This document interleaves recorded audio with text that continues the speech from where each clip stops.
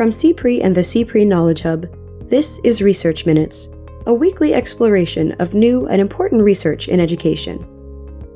Today, we look at Principal Pipelines, a groundbreaking 6-year Wallace Foundation initiative centered on one big concept: principals matter. If you think about it, teachers go to work every day in a school building, and the leader of that building is a big factor driving whether they like going to work or they dread it, whether they feel supported or they feel kind of abandoned or out on their own. So by improving the odds that these schools have good leaders, the districts are improving the odds that there's someone there who can promote good teaching. We welcome the RAND Corporation's Susan Gates, who led a multi-year study of the Principal Pipelines initiative to understand its cost, implementation, and impacts on student achievement and principal turnover. What we found is that in both math and reading, 2 years and 3 or more years after getting a new principal, there were positive and statistically significant effects. Gates also discusses some important takeaways for researchers, policymakers, and school districts across the country. So the components of the pipeline that we found to be most affordable for the districts to implement were also those that the pipeline district representatives perceived to have powerful benefits. That's right now on Research Minutes.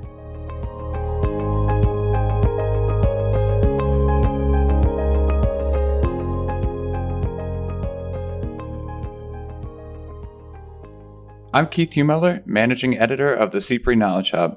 Today, I'm speaking with Susan Gates, Director of the Office of Research Quality Assurance with the RAND Corporation. Thanks for joining us, Susan. Thanks, Keith. Happy to be here. Today, we're discussing Principal Pipelines and RAND's study of a groundbreaking 6-year, $85 million effort to support that concept in 6 large urban school districts. The findings are substantial, and we'll dive into them in a minute, but I wanted to begin, if we can, with just a little background. What are Principal Pipelines, and what led your team to conduct this study? So our study team was hired by the Wallace Foundation to evaluate an initiative that they launched in 2011, termed the Principal Pipeline Initiative, or PPI. So the concept of Principal Pipelines built on a base of existing research that was available at the time. First of all, research demonstrating that principals matter, as well as existing knowledge about what makes for an effective principal and better ways to prepare, evaluate, and support principals. So this knowledge base suggested 4 key components of comprehensive principal pipelines. The first one is defining and setting leader standards. The second is high-quality pre-service preparation for aspiring principals. The third is selective hiring and placement of principals. And the fourth is on-the-job evaluation and support of principals. So in launching the Principal Pipeline Initiative, the Wallace Foundation wanted to test whether large districts could put comprehensive principal pipelines in place and document the implications for schools and students if they were able to do so. So they funded the initiative in 6 districts across the country, as well as an independent evaluation effort. RAND and Policy Studies Associates partnered on the evaluation study. And what kinds of districts were you working in? Maybe can you give us a description of the practices and policies that they implemented to adopt this Principal Pipelines concept? Sure. There were 6 large school districts that participated in the initiative, and all of these districts were among the 50 largest districts in the United States. Each of those districts served more than 80,000 students, operated more than 130 schools, and were what we call majority-minority districts, which means that they served a student population that was over 50% minority students. In fact, these districts served between 65 and 96% minority students, depending on the particular district and the year. I emphasize these characteristics because these districts are outliers in terms of their size and the diversity of the student populations that they served. Our findings are based on the experiences of these districts, and so they may not generalize to other types of districts across the country. Now, you asked what practices these districts implemented. So, as part of their participation in the initiative, the Wallace Foundation asked these 6 districts to undertake improvements with respect to each of the 4 principal pipeline components that I mentioned earlier. They were asked to approach these components strategically, to align them, and basically to do them better. The initiative also called for the districts to develop systems and capacity to support and sustain this work after the initiative ended. Another thing that I'd like to mention is that these districts were not just selected at random. They were invited to apply for the initiative, and they were ultimately selected in part based on their prior work related to principal pipelines, a demonstrated commitment to school leadership as a lever for school improvement, and some preliminary activities with regard to one or more of these components. So even prior to the official launch of the initiative, these districts had been doing something related to defining and setting leader standards or pre-service preparation, selective hiring, or on-the-job evaluation and support. Now, each of the principal pipeline components encompasses a wide range of specific activities. I mean, there are a lot of different things that the districts could do and that they did do with regard to principal pipelines. Some of these activities, like interviewing and hiring school leaders, are things that all districts do, right? I mean, when a district has a principal vacancy, it has to fill it one way or another. Some districts do it well, others less so, but they all have to do it. Now, other activities like delivering pre-service training for principals, those are things that some districts do or get involved in, but by no means all districts. I mean, a lot of districts are happy to just have university pre-service programs, prepare principals, and they just hire people who already have that. So in the course of the initiative, the pipeline districts were asked to improve the way they were doing some of the things that they had already been doing, and also to undertake some new things. So after just 3 years of your study, your team had already started seeing some dramatic results. Can you walk us through what you found there? Sure. So to look at effectiveness, what we did was we compared changes in outcomes in schools that got a newly placed principal in these pipeline districts with changes in outcomes in schools in other districts in the same state. And what we did is we studied over 1,100 schools in the pipeline districts that got a new principal during the study time frame and compared the changes in outcomes in those schools with changes in outcomes in over 6,300 matched comparison schools in other districts across the state. These comparison schools were similar to the pipeline schools in many ways, like student characteristics, baseline achievement, as well as the fact that they got a newly placed principal in the same year. The only difference was that they were located in non-pipeline districts in the same state. So when we did the analysis and did that comparison, what we found is that in both math and reading, 2 years and 3 or more years after getting a new principal, there were positive and statistically significant effects. More specifically, the average effect of principal pipelines across all 6 districts 3 or more years after the placement of a new principal was 6.22 percentile points in reading and 2.87 percentile points in math. That is pretty substantial. And I understand that your team also found that this principal pipelines approach had a significant impact on principal turnover as well.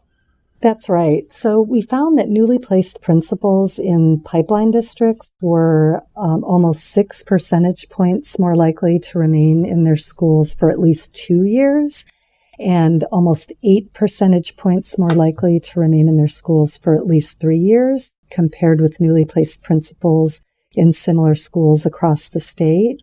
And this is important because it's well known that principal turnover is costly for districts, and it's also disruptive for schools and for students.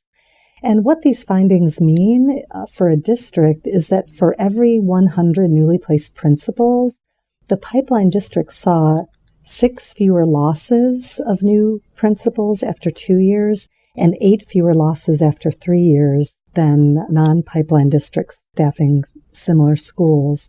So this means fewer staffing transitions for the districts to deal with and less churn for the teachers, the parents, and the students. So this study is surely one of the largest of its kind, but the impact of this initiative and the scale of these improvements seems pretty monumental as well. How do your findings compare with those found in similar district-wide initiatives? And why do you think this approach had such a positive effect on student performance and turnover? So that's a great question. As we were writing up the report after finding these effects and thinking about how to frame the findings, we really struggled to identify relevant points of comparison. We didn't come across any comprehensive district-wide intervention for which there is evidence of positive effects of this magnitude. As you probably know, many evaluations of education interventions generally, and especially when you're talking about district-wide interventions, find no effects at all or even negative effects.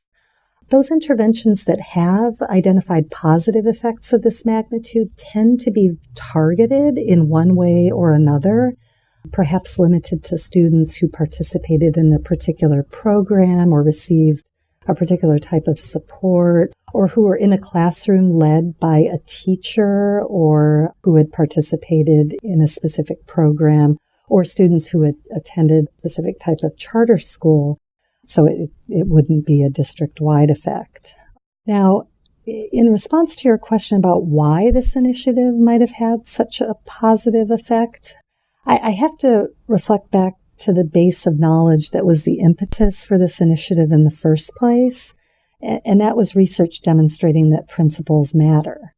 So essentially what this district-wide initiative did was to ask districts to make it a core district objective to ensure that every school has a good principal, and to put hiring and support systems in place to improve the odds that they would achieve that objective. So the initiative asks them to be strategic and intentional rather than reactive about who is leading their schools and what the district expects of those school leaders. So some people ask how it could make such a big difference to improve the quality of school leaders, but we know that teachers are the most important school-based factor influencing student outcomes. But if you think about it, teachers go to work every day in a school building, right? And the leader of that building is a big factor driving whether they like going to work or they dread it, whether they feel supported when they're at work or they feel kind of abandoned or out on their own. So by improving the odds that these schools have good leaders, the districts are improving the odds that there's someone there who can promote good teaching, who can create a positive climate, to create an environment where good teachers really want to be at work and want to engage in the learning that they need to do to improve their practice further. So, kind of taken together and stepping back and looking at it from a big picture perspective, it actually makes a lot of sense that this could have a substantial impact on outcomes. As a concept, principal pipelines has received a lot of attention since your report was released, and for good reason, due to the findings that you've been discussing today. What would you say are the takeaways here, especially for maybe districts or policymakers who might want to adopt this concept in their own schools? Do you think that some of these strategies are replicable, even for, let's say, under-resourced districts? So, in terms of the takeaways, it's important to emphasize that this really was a district-wide initiative. So while the benefits accrue to students and to schools, implementing principal pipelines is a district responsibility. And our study found that the cost to districts of implementing this initiative was not large. In fact, we found that pipeline districts spent less than 0.5% of their budgets to operate and enhance these principal pipelines. And that's not the over and above costs of enhancing the pipelines during the initiative. These pipeline activities are not just add-ons to what districts had already been doing. In many cases, they include activities that all districts have to do, whether or not they undertake an initiative like this. So our spending estimate includes spending on these business as usual activities that the districts were undertaking prior to the launch of the initiative. And this is important to bear in mind because many of these business as usual activities are things that all districts have to do one way or another, whether they do it well and strategically or not very well. So when we think about that 0.5% of the budgets that the pipeline districts were spending on these pipelines, if we translate that to a cost per student basis, it amounted to roughly $42 per student per year on average for these districts. So, it's not a big number overall in terms of school district spending. So you asked about whether some of these strategies would be replicable even for under-resourced districts. And, we recognize that even that $42 per student per year might seem like a high amount. And our cost analysis definitely pointed to some low-hanging fruit, if you will. So the components of the pipeline that we found to be most affordable for the districts to implement were also those that the pipeline district representatives perceived to have powerful benefits, namely changes to leader standards and to hiring practices. Each of the pipeline districts did develop or refine their leader standards during the course of the initiative, and they also put in place or improved hiring pools based on those standards. And our cost analysis found that those were relatively low-cost activities in comparison to the pre-service preparation and the on-the-job evaluation and support. Do you think there are any opportunities here for future research, either for your team or others who might be working in school leadership? Well, as a researcher, I'm sure to say that there are tons of opportunities for additional research to inform districts about the relative effectiveness of specific pipeline activities and to support continuous improvement. One thing I'll emphasize is that as part of the initiative, all of the districts that participated developed something called leader tracking systems. So these are data systems that pull information from a number of district data sources, human resources data sources, as well as data sources that have information about student achievement and student population characteristics. And these data systems allow the districts to track information on the one hand about the current and aspiring leaders in the school districts, and on the other hand about the schools in the districts. By marrying information about these two factors, these systems have supported data-driven decision-making within the districts about the staffing process and about the support that they provide to principals. And it also has informed district decisions about professional development for aspiring leaders. And the other thing to mention is that many of the districts have been able to share some of this information with their principal preparation partners, such as university-based principal preparation programs, to help inform their programmatic improvement as well. So especially when you look at a district level, these data-driven approaches create a number of opportunities for additional research at the district level, and in states with robust statewide data systems, such analyses could be done at the state level as well to better understand what practices are more or less effective and to promote continuous quality improvement. Well, this study and this concept of principal pipelines is clearly one worth following moving forward, and I applaud your team's work here in this report. For listeners who would like to learn more about it, I encourage everybody to read the full paper. It's titled Principal Pipelines, a feasible, affordable, and effective way to improve schools, and that's now available on rand.org. Susan Gates, thanks so much for speaking with us today. Keith, thanks for the opportunity. It's been a pleasure talking about this. Thanks for listening to this week's Research Minutes, presented by the CPRE Knowledge Hub. For more episodes of this podcast, or to subscribe to this series, visit us at cprehub.org. That's cprehub.org. To share thoughts on today's episode, or to suggest future topics, follow us on Twitter at CPRE Hub.